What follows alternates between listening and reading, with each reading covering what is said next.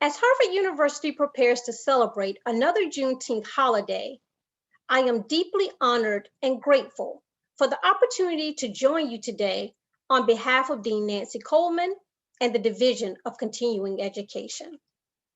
I'd like to start off today's session with an important question. What does Juneteenth mean to you? As you take a moment to reflect on this question, please allow me to share a brief history of Juneteenth. Juneteenth marks the day that slavery officially ended in the United States on June 19, 1865. President Abraham Lincoln's Emancipation Proclamation promised freedom to enslaved people in Confederate states on January 1, 1863, following the 4-year Civil War. However, it was a full 2.5 years before all states were compelled to honor this executive order, effectively freeing the 250,000 people still being held under slavery in Texas.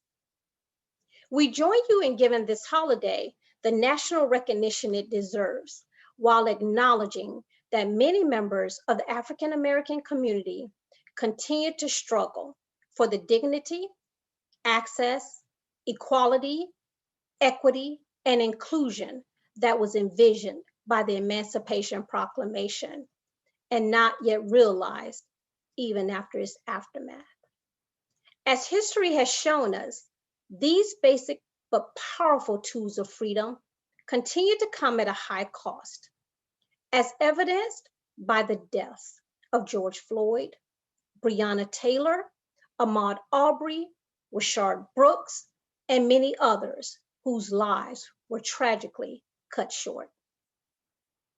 As you continue to prepare for the major celebrations being held in Minneapolis, Milwaukee, Houston, my hometown of Atlanta, Charleston, Philadelphia, and many other cities, we invite you to join us in embracing this opportunity to reflect on where we've been, where we're going, and what meaningful actions we can take as individuals and as a collective to enable things to keep moving forward.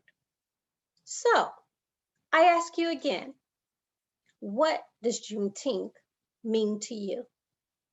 Now that you've had a moment to reflect on this question, we hope that we embrace a shared meaning that encourages each of us to take meaningful action to improve the lives and experiences of others, to embrace difference and celebrate diversity, to welcome others into our communities, to advocate for others, and to educate ourselves about Juneteenth while actively seeking out opportunities to learn about other cultures.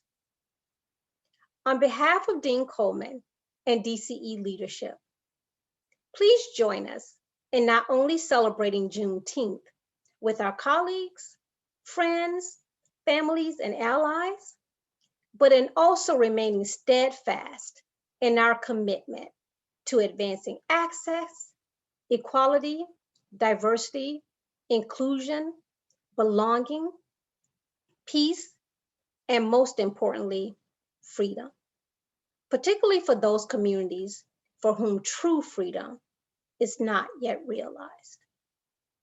Thank you.